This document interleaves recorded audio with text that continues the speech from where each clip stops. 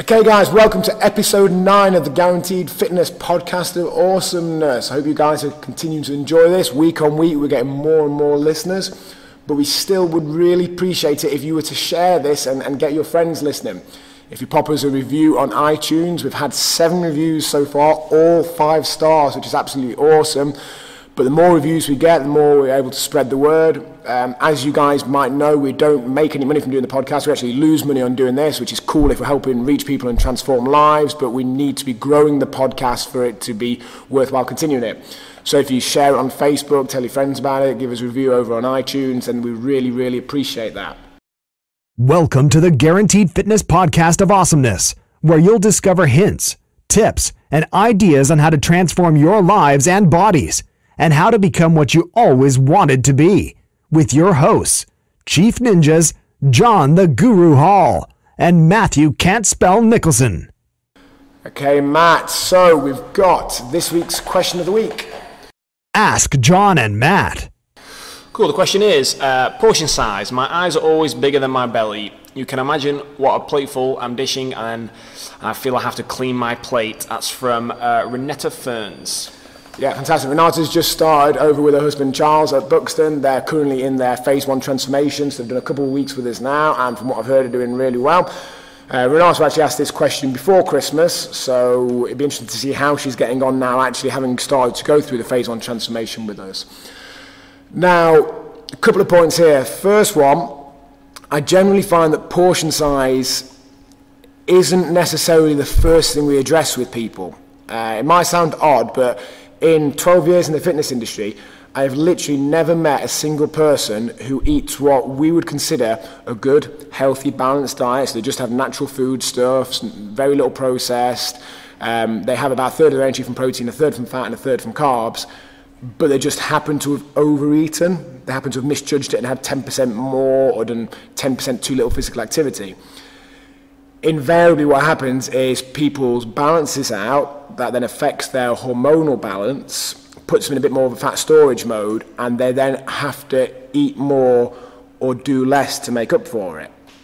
So it's a bit of an opposite way around to what most people see it, but it's a way around that we have fantastic success with. I would definitely concentrate first thing on getting that balance amongst your food, removing processed things as much as possible. You know, stuff that's just inherently bad for you, it's essentially poison in some cases. Getting that good balance of natural foodstuffs, and really see from there how you get on with the portion size of it. Second thing I'd say is, in general with portions, an easy way to not feel the need to finish off whatever you've prepared is to prepare several meals worth in one go. So I often batch cook. Let's say I'm making tea on a Sunday night, I might make 10 meals worth, and there's no way in the world I'm going to think, right, I need to finish that off. I might go back for an extra spoon or something like that, but ultimately there's always going to be some left over, so it removes that feeling that you need to finish it off. And you then Tupperware box it up, pop it in the fridge or freezer, and it's already prepared meals for later in the week. You're not having to come back and start again from scratch with another meal. So like I said, concentrate on balance first, take it from there, and then in general, batch cooking a large number of meals will remove the need to feel that you want to finish off. Okay, next thing, Matt's just walked away. Come back, Matt, come back when you're needed, because we're going into this week's thing of the week. I have no idea.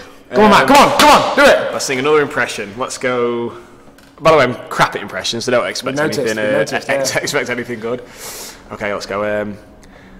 Hey, Matt and John, this is Arnie. This is the thing of the week.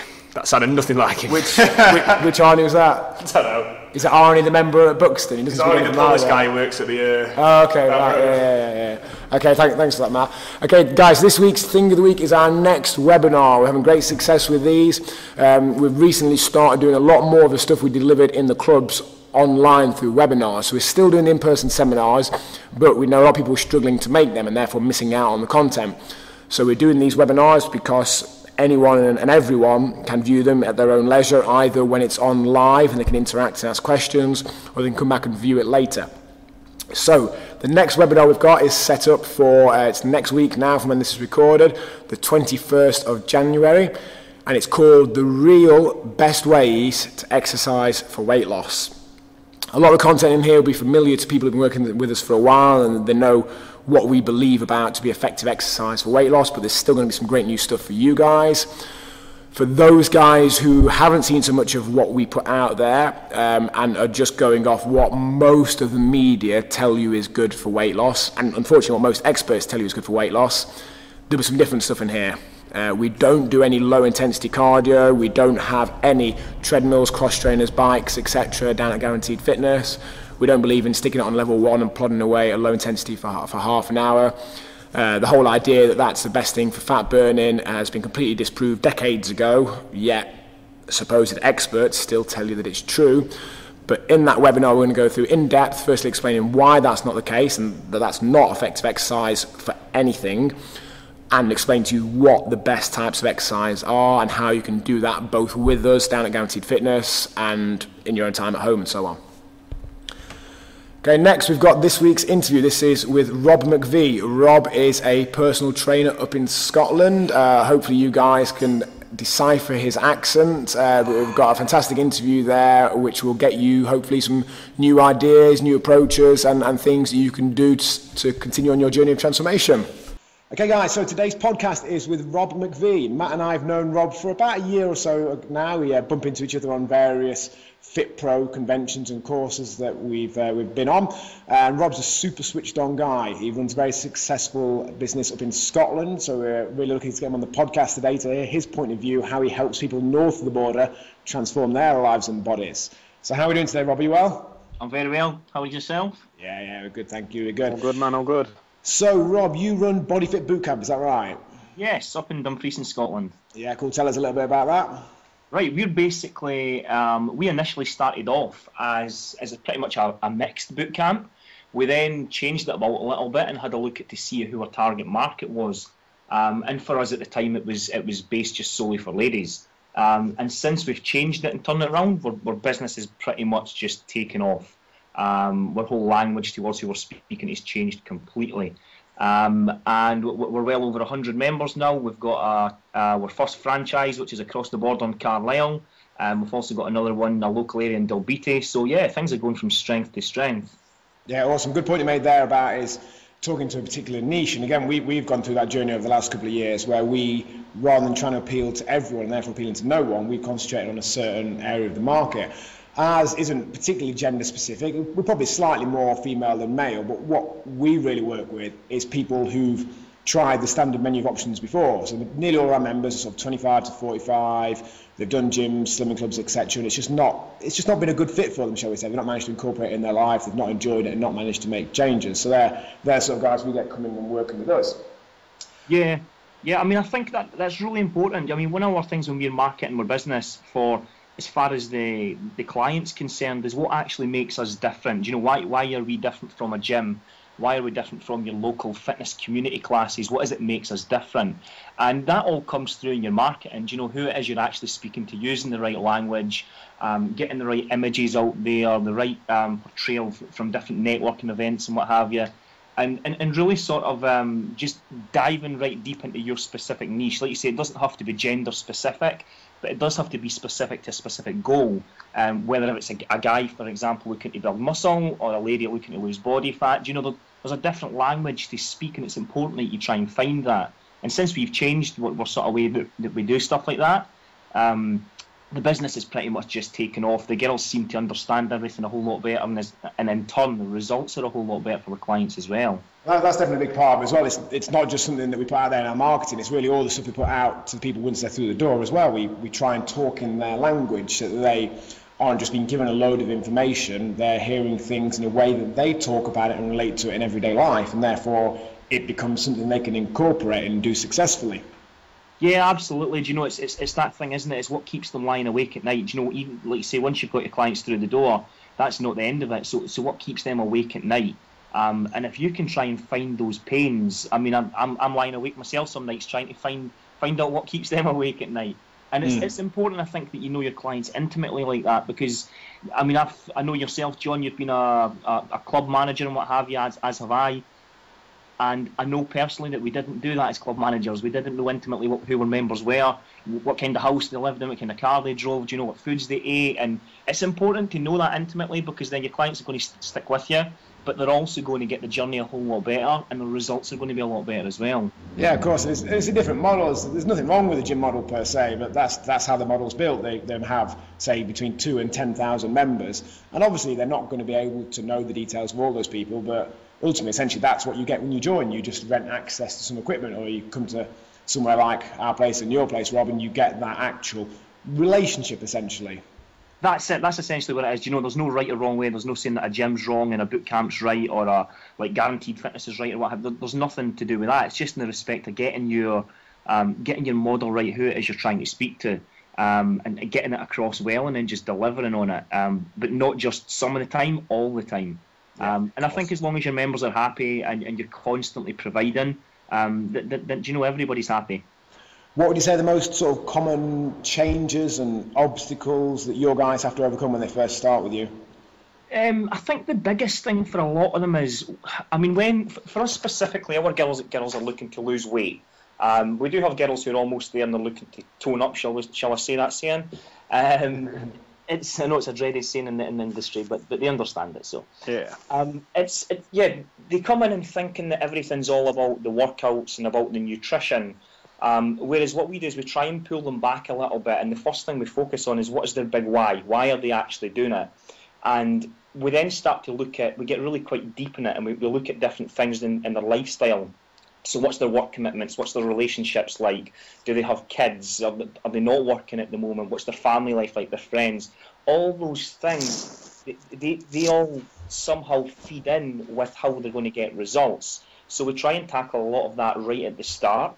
And it's kind of like the foundations for building a house, because obviously if they aren't right on the outside, then when they come and try and get the results and changing the shape of their body, it just doesn't really happen. So we dive in quite deep initially, and then it almost makes the whole healthy eating and the physical workouts almost kind of easy. You know, it's kind of small compared to the bigger stuff.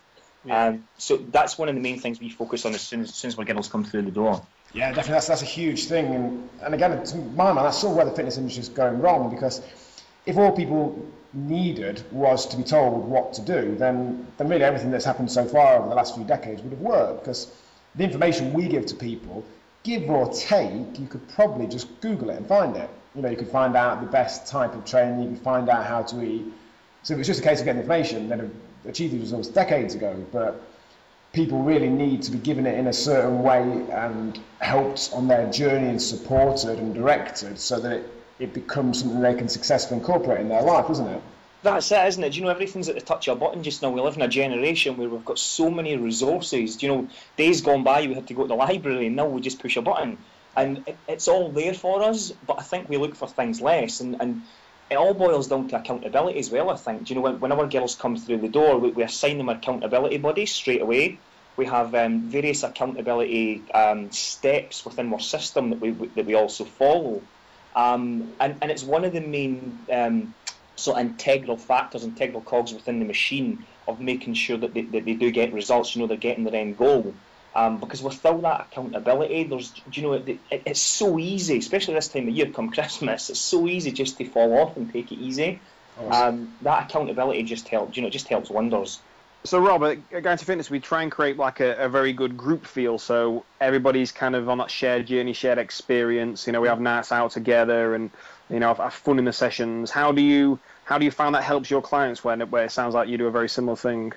Yeah, I mean, I think it is all about the social side, isn't it? Do you know, I mean, you know yourself, when we're at work, we're one person, and then when we're away from work, we're completely different. So when our girls come through the door and they become a member, it's almost the same thing. It's like trying to get them so that they understand each other out with boot camp, out with their classes.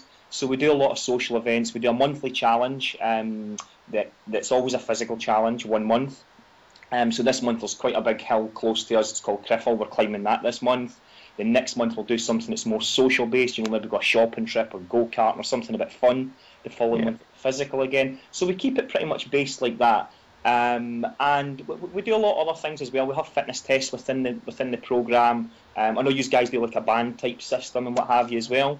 There's a few different ways that you can implement stuff like that, and I think it's ultra important that you get that, because it's really important that the girls don't feel like they're just a number.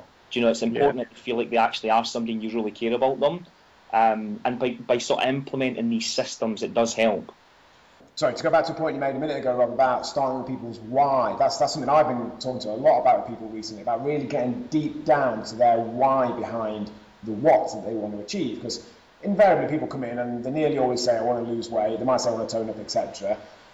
But really it's the deep lying emotional why behind that that's important to them. And when they really stop and clarify that, and then they clarify the why behind the other things that are holding them back, it becomes a really easy decision.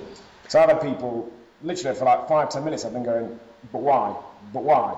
Yeah. But why? To every answer they've given. And eventually it's come down to the fact that they feel that their husband doesn't find them attractive, or they're worried they'll die before they get to see their daughter get married, or something like that.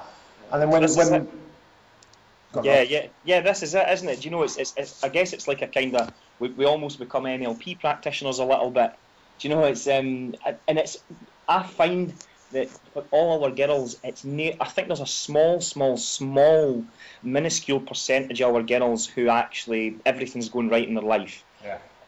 For the biggest percentage of our girls, there's something out with the boot camp sessions, out with this healthy eating stuff that they're doing, that's affecting their whole life.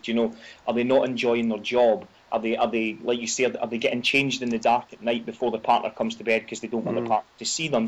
It's all those pains, and those are like they don't just come to our sessions to lose weight. That's just like a byproduct. There's something deeper. There's a deeper meaning behind it, and until you really sit down and question them, I don't think they even realise that themselves. They just kind of sort of subconsciously realise it.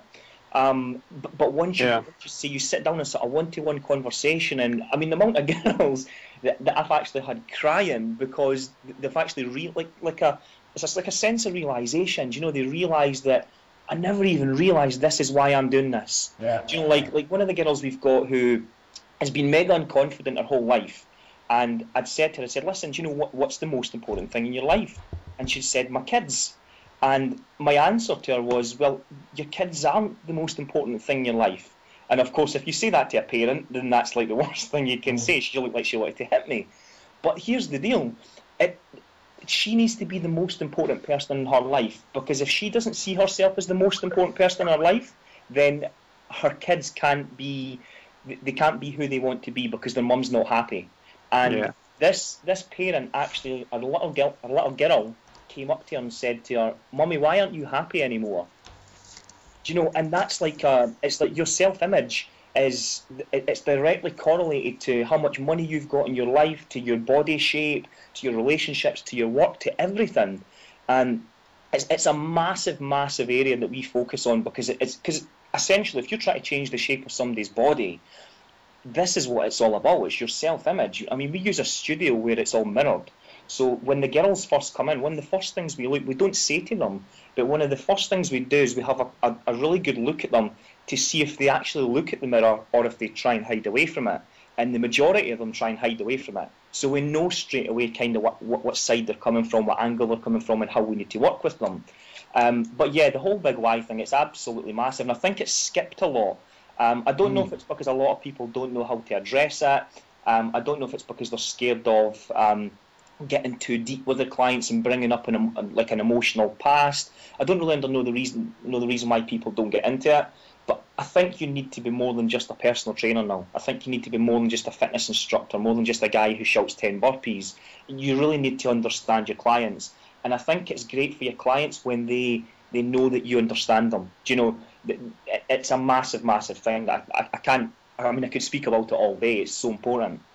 I think a lot of that comes with experience and confidence with the trainer. So, like, for example, when I first started out in fitness, I probably didn't talk to my clients as much about their whys and get as in depth with it, because I probably didn't have the confidence as a 22-year-old talking to successful men and women 30 years my senior. Even if I'd known what to say, I perhaps would have struggled to actually get into those conversations. Whereas now I've done it for a number of years. It's just a day-to-day thing. So. Yeah. I'll give you an example. When I first started out in business, after I'd been managing clubs and what have you, my confidence was there. I then set up a business, and it was essentially really just the same business which I'm running just now, but it was outdoor sessions instead of indoor sessions. And I was a great trainer, but I was terrible at marketing.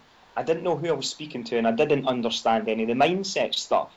And I think, yeah, as far as the trainers are concerned, I think we're now at this sort of stage that people are looking for, or the client rather is looking for, not just a personal trainer, but a personal trainer, essentially sort of almost like a dietitian, a nutritionist, a mindset stroke lifestyle coach, all those things. So, I mean, if, for example, if you're a coach entering the industry just now, if it was me, the first thing I would focus on is obviously getting my qualifications and working hard at developing a rapport of clients. Then I would start focusing on all the marketing side of things, how to become a better marketer. Because at the end of the day, if you're the best brain surgeon in the world, but nobody knows that you're there, then you're not going to save anybody. So the marketing's super important. And then obviously the third stage is the mindset part, actually getting deep into the inner workings of what makes your clients tick. And I think once you become that sort of more full-rounded, you'll attract more clients, your clients will be more attracted to you, and then the results just come tenfold. Definitely, yeah. Just to go back to the why thing for the guys listening at home who are sort of either members or people looking to transform their lives, it's something that does take getting your head around a little bit. Now, an easy way or a simple way to do it yourself is just ask of yourself why repeatedly, like a child does. I've got 2 3-year-olds and a 5-year-old at home, and they ask why pretty much constantly, and it can get annoying, but it often gets you down to a good answer in the end. So whatever you wanted to achieve, whether it be weight loss, fitness, blah, blah, blah, keep asking yourself why, until eventually you'll get to some root cause. And when you know that real deep lying why, like I said, it becomes a no-brainer. If you know that your choices are, your 2 whys are the why of you wanting to see your daughter get married, or the why of you having that biscuit is to shut your colleague up, it's a real no-brainer. Which one of those is a bigger why and more important to you? Yeah, do you know what? I absolutely love that. It's like a game, isn't it? Do you know, where you just keep asking why all the time, and it can become a little bit infuriating. But it's you always get to that end thing, because I mean, in life, let's be honest, we all want to feel fulfilled. That's what our life purpose really is to feel fulfilled. Yeah. And I think once you always keep asking that why, it's because we want to be happy and because we want to feel fulfilled.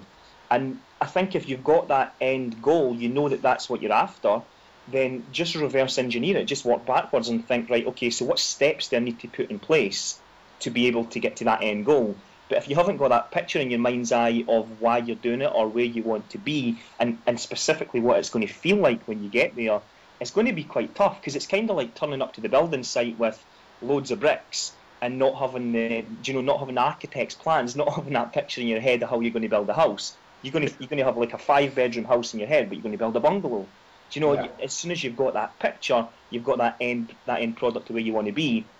Create the steps, and the rest is easy. Yeah, definitely. There's a good point you made there, Robert, a couple of minutes ago. Was about you said only a very small percentage of the people that you work with, and the same for us, have really got all aspects of their life in order. And I think often it's an area of concern for most people coming into something new, because they assume that not only are the members at wherever they're going to be going to be super fit and motivated and have all their stuff together, but they definitely assume of the coaches. So people are often nervous of coming and working with us because they assume that we're going to be these super fit, superhumans who've got everything sorted. But we're not. We're all just normal people. We tell our story all the time. I separated from my ex-wife a couple of years ago, and I've got 2 young sons with her. I only see half the week, which is by far the worst thing to ever happen to me. I'm in constant pain in my back and neck due to various injuries.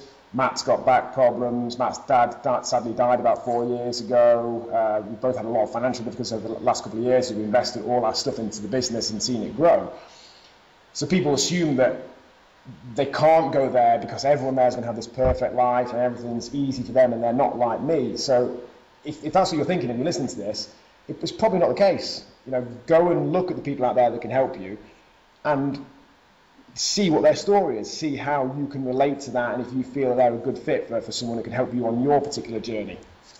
Do you know something? I'm so glad you brought that up as well, John, because it's like full transparency is a wonderful thing, isn't it? I mean, We've got so many clients where, everybody focuses on the like, do you know, Sandra's lost £10 in 7 days, and like the positive sometimes begins to get a little bit irritating, and you think, geez, everybody's doing well but me, why am I not doing so well? And like you say, the full transparency thing as far as you guys are concerned as well, you know, specifically speaking about your personal life.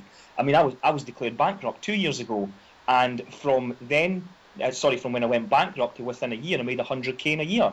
Do you know, so it's like that's a good story for me to tell to my clients. For a lot of people, initially it scares a lot of them away because they're, do you think, geez, this guy's been bankrupt, I can't be involved in his business. But for the majority of the people, it's we all face struggles in life.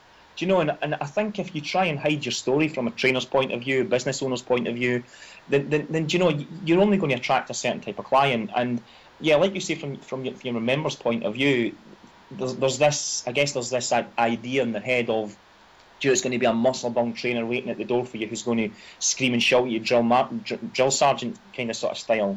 And that's not really what it's about, you know. And I think by having that sort of full transparency and 100% honesty in what your life's about, and actually opening up and showing them your life, then yeah, it creates a whole much better environment, you know, where people can thrive. And I mean, I personally tell my clients, I've hit a financial milestone this month. We've gained X amount of members, and I've now hit a financial goal that I've been trying to hit for the past year.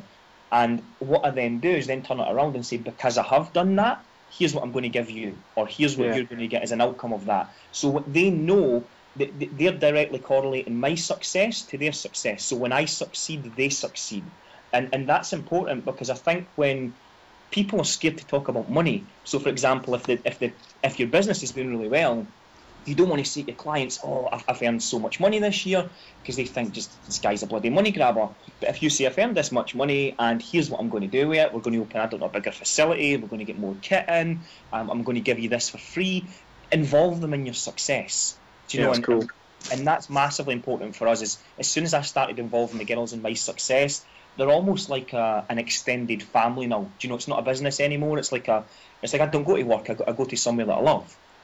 Yeah, definitely. That's awesome. So going back to sort of your normal sort of members, Rob, I know this is like a blanket approach and every person's an individual, but what are the general things that you'd say you recommend to the vast majority of them? So you get your average person coming to you who eats pretty much what our government recommends, you know, porridge, cereal, juice for breakfast, sandwich, you know, for lunch, pasta meal or pizza or whatever for tea. What sort of changes would you recommend to them? Yeah, so I mean, when our girls first come through the door, I think it's really important that we don't bamboozle them with too much information straight away. You know, from supplements to cut out this and add this in food-wise, and here's the different times that you need to train and everything else. We kind of sort of periodically add it in, kind of what we call an indoctrination process. So we kind of spoon feed them for the first few days, first few weeks to get them involved in different things that they've not been used to before. So for example, I don't know, it could be something like, here's all the bland stuff that you're eating at breakfast, you know, your toast and what have you, and bagels and croissants and whatever. How about replacing it with this? But giving them an example of why it's beneficial, not just like why it's not good. I think, but what we do is we try and turn it around. Instead of saying, don't show them the bad, show them the good. So turn it around in a more positive way. And then from there, getting them to adopt better sort of eating patterns, we then focus on here's different things that they can do with their workouts. As an example, fuse their cardio and resistance together as opposed to just keeping them separate. We then move on to a separate stage which is all about supplementation. Here's some extra supplements that you can take. For example, this time of year it's pretty dark and dull, there's not much sunshine, so you can add some vitamin D in and explain why that's beneficial. And really just gradually, you know, just spoon feeding them one little bit at a time so that you don't bamboozle them with too much information. And you know, it seems to work, and we found it's the best way for us. We used to just throw everything at them, and they almost just kind of like they were a rabbit in the headlights and didn't know what to do. I don't know if you guys have experienced that. I agree 100%. Our first month that people are with us, we've got basically a 1 month long journey where we drip feed them various bits of information. There's a certain amount of standardised information, and then we get like personalised stuff for them as well, because we found in the past that you give them all the information in the world and people just get overfaced, they don't know where to start, and almost because of that they don't then actually start, or they try to start everything, fail in one thing and then fall off the wagon. But like you said, giving them it bit by bit, helping them make those changes and incorporate them into their life, massively increases the likelihood that it will then become a long-term lasting thing. That's right, yeah. And it's, do you know, it's so many different dimensions, isn't it? Do you know, because like you say, you've obviously got the workout side of things, you've then got the eating side of things, the supplementation, the mindset that we've already spoke about, and there's so many different dimensions to hit it from, and it can become a little bit confusing for them. Yeah, I mean, another sort of dimension that we look at for our girls is the actual people that they surround themselves with. Do you know what? I think we've all had friends at one time or another where they've said, do you know what, Mary, watch you don't lose too much weight at once, or if you've got a cold, it must be that diet you're on, or, do you know, there's nothing worse than an uneducated opinion, or somebody who doesn't work out, or somebody who doesn't train. So we kind of try and sort of educate our girls to show them that, like, only really value somebody's opinion who's got a decent knowledge base on it, and don't really over concern yourself too much with negative opinions and emotions, because I think you can get caught up in it a little bit, and it's almost a reaction to when somebody says to you, "Watch you don't lose too much weight too quick," or they almost become negative to you. It's like a reaction to be defensive, and then go the opposite way and be aggressive towards them and say, "Well, why are you saying that to me?" Yeah. So we try and show our girls to like basically say, "Listen, it doesn't matter what their views are, because you shouldn't expect them to understand it. And here's the secret: is to only confide with your journey, only confide with the people with whose opinions that you value." So, for example, I wouldn't say to my mum, as an example, "This is the new training plan I'm on," because my mum's never worked out a day in her life. She just doesn't get it. She doesn't understand it. That doesn't mean I have to go hating on her, do you know? Because she's my mum, or if it's a friend or whoever. The point I'm making is that you don't have to go the opposite way and start hating on people because they've gave you a negative opinion. It's okay for people to express their opinions. It's just how you interpret it. And it's a big part for a lot of people, I think, when it comes to changing the shape of their body. You know, there's so many negative influences round about, but they're not sharing your journey, so you don't need to expect them to understand it, I don't think. Yeah, 100% agree, 100%. And I think definitely weight loss or transformations, or whatever you want to look at it, is something that people do feel comfortable putting their opinion in. You know, if I told you, for example, Rob, I was learning how to do open heart surgery or astrophysics, you probably wouldn't volunteer an opinion, because the average person has literally zero experience or understanding of it. But most people have had some degree of experience of either losing weight or changing their eating or doing some form of exercise, and the majority then feel qualified almost to express an opinion. And again, exactly like you said, people are entitled to their opinion. People can tell me and say to me whatever they like. We just want to equip our members with the understanding that they can just take and leave that opinion, and which opinions they should listen to. And again, like you said there, we always recommend people listen to people's opinions who have got a track record in making those transformations in people's lives. You know, your friend can have an opinion that that's not a good way to eat, but unless your friend has helped thousands of people transform their lives with these recommendations like we have, then you should probably put it in context and just let that friend keep that opinion and choose the opinions that you're going to follow. That's right. I think it comes from loved ones more than anything, do you know? Yeah. And I think it's like a subconscious way of, they don't know the words to use, so they basically just say, "Watch you don't lose too much weight too quick." Yeah. And what they're really trying to say is, "I care for you, so just be careful." That's what they're really saying, but we seem to interpret it as something a little bit different. And yeah, I mean, obviously you guys do with your clients as well, and I think it's important to make sure that we don't become defensive and jump on the bandwagon with everybody. You know, you see everybody where a few of our girls from our boot camp had done it, where we'd basically said to them, "Listen, don't take any shit from anybody." And what they interpreted that as was, "Let's go on Facebook and put loads of posts or pictures up about, if you don't like this, then blah blah blah." And obviously we realised that we kind of taken them down the garden path, which was cool, but then they veered off somewhere. So we had to kind of just educate them a little bit more, and now they get it and they understand it, and the results come a whole lot quicker, and they're not pissing off any of their family members either, which is a good thing.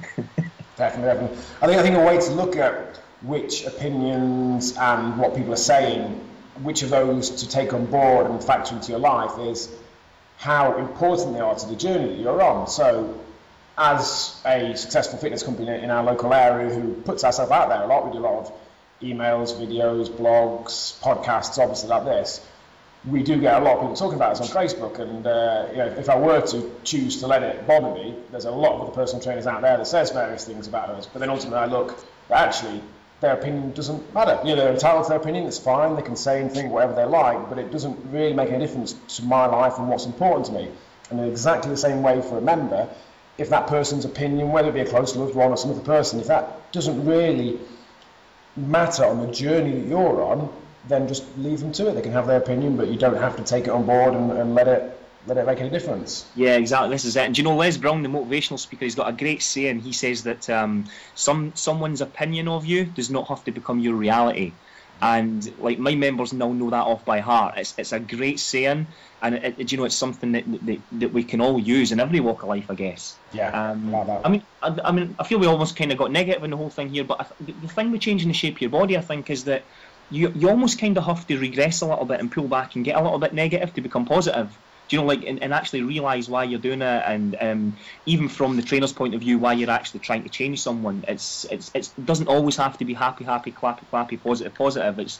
It's a big deal changing the shape of your body. So it's it should be taken quite serious.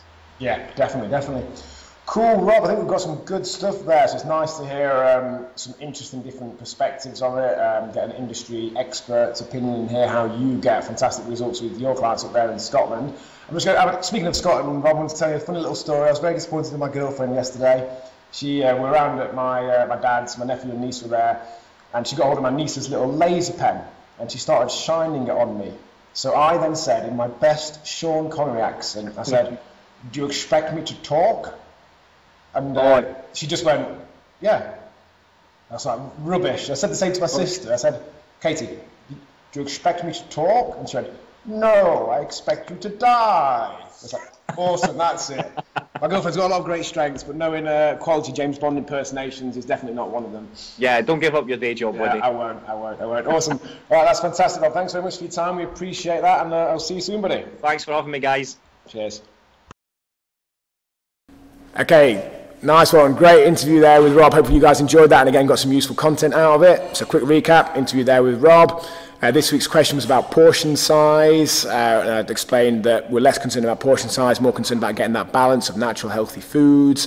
And then if you batch cook, the whole concept of portion size is the whole finishing off becomes less of a problem. This week's thing of the week with Matt's terrible impression, he's looking shamefaced as we speak, is the real best ways to exercise for weight loss. I think I forgot to mention earlier how to register for that. You just go to guaranteedfitness.co.uk/webinar. And that's it for today, guys. So we'll see you next week. Thank you for listening to John and Matt talk nonsense today. See you next time, dude.